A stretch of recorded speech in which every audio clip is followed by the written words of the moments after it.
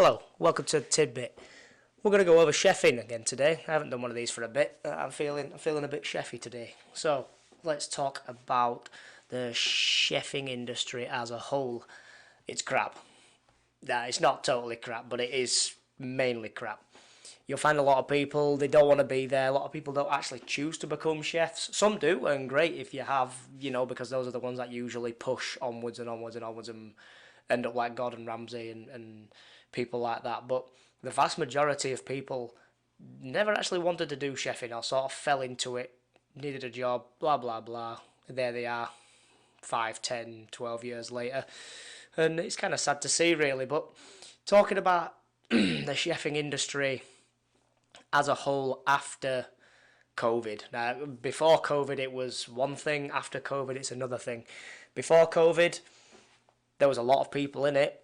I wouldn't say finding a job was ever difficult. I don't think I've ever been rejected for a chefing job. But every single job I've ever gone for, I've always got.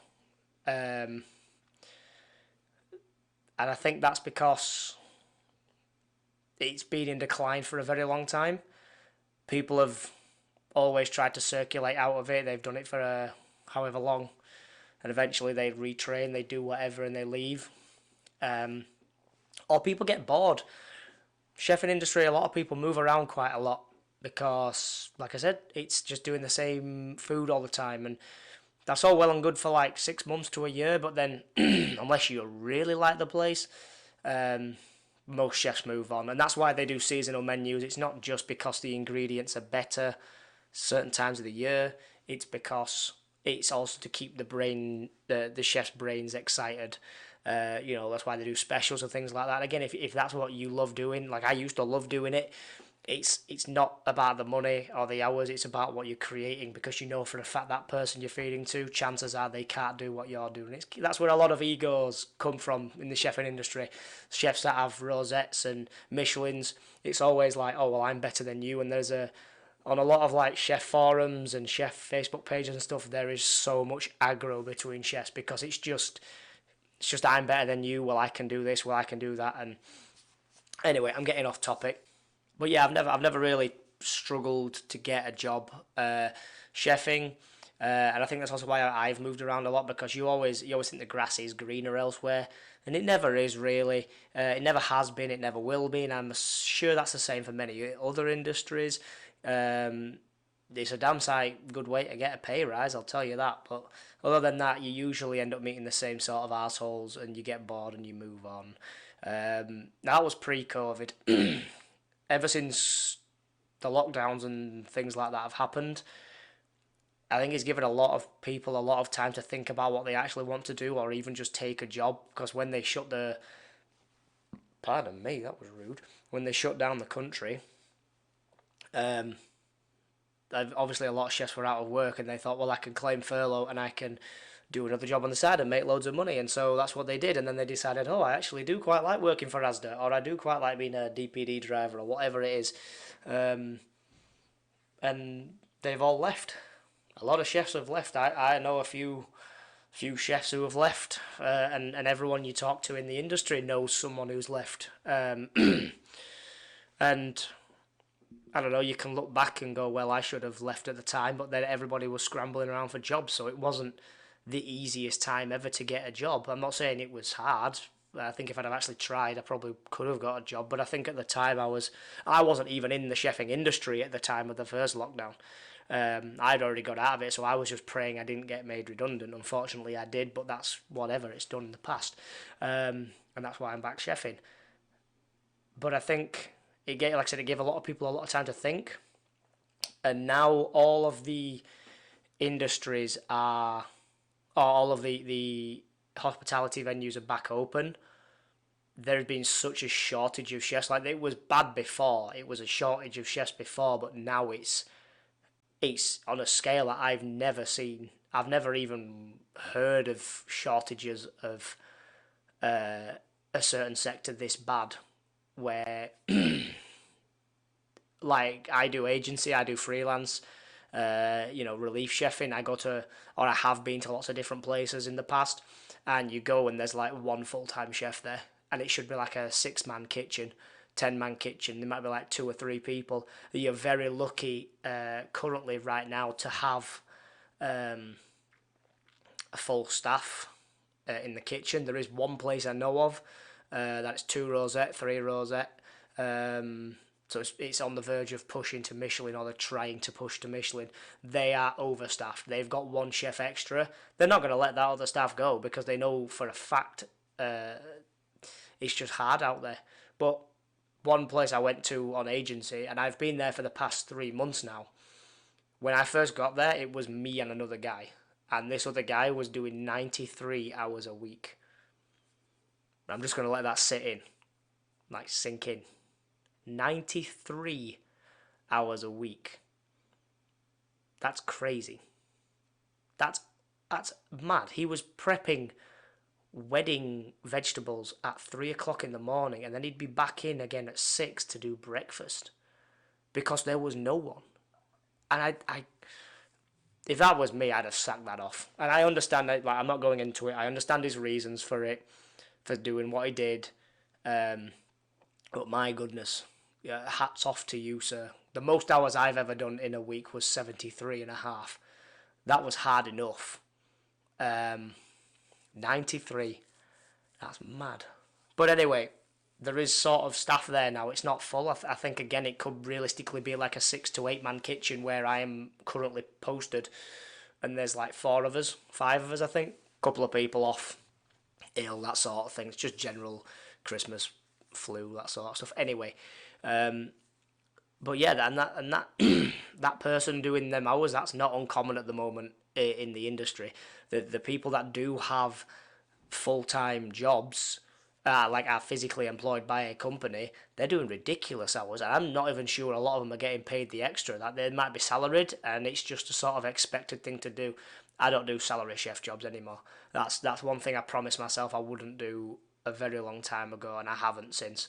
I think it's extremely wrong, considering chefs do probably the most hours out of any industry, or at least very close to the most hours out of any industry. And it's a lot of high pressure scenarios and things like that. And I think if you're going to work your ass off like that, you should be getting paid for it. I found out the other day that college course was actually stopped. The college course didn't go ahead for catering because there were not enough students. And that, again, I've heard of that with a few college courses, but yeah, I think it's just a bit of a shock where the industry is struggling anyway, and then for there to be no more, or like that one particular area didn't have enough people to be training. That's not a good sign, and I understand why. Like, when I was training, there were, I think it was about 14, maybe even 15 of us. It's a full class. By the end of it, there was 8. And I'm pretty certain I am the only person who is still chefing. I did a bit of a Facebook stalk, you know how it is. Couldn't find everyone, but I've got a feeling I may be the only one still chefing. There might be the odd one, but anyway. And if you think about the ratio of that, that's shocking. That's almost 10%. It's not even 10%. What am I on about? It's not even 10%. It's like 5% of the people that do a course for chefing are going to go into chefing. And that does not bode well for the industry. I mean, I'm not, I don't sound like a hypocrite. I am leaving the industry. I am 100% planning on leaving the industry. But this just a video to sort of talk from a perspective of a chef who is going around to different kitchens and seeing the destruction that COVID's left. It's not just a case of, it's making companies go under. It's the staffing shortages as well, and I don't think this is going to change for. It could be 5 years. You've got to get chefs. You've got to get brand new chefs in to filter through the system. But at the moment, it's just the same chefs circulating around, and then that's how people get reputations. Otherwise, the industry is so small, all chefs just talk to each other. And if you've got a bad reputation, I guarantee you it will get around. Whether that will stop you getting a job or not, because I mean, a pair of hands is a pair of hands, but is it? I've always said I'd rather do it myself if the pair of hands is not up to scratch. But whatever, that's just me. But hopefully it does get better, because there's a lot of good restaurants out there that are struggling, or they were thriving before COVID, and now it's not. And it'll be a shame to see a lot of good places go under. Um, but opening up restaurants and things now, I think is suicidal in terms of finance. It's absolutely, you're just not going to get chefs. There's a couple of places I know that have opened up, and I'm just, why are you opening up now? You clearly have no idea what's going on in the industry. Yeah, you might attract some new chefs, but they'll see through it eventually. They'll see through it. They might be there for 3 months, and then you just lose them. And I think there's a lot of things that do need to change.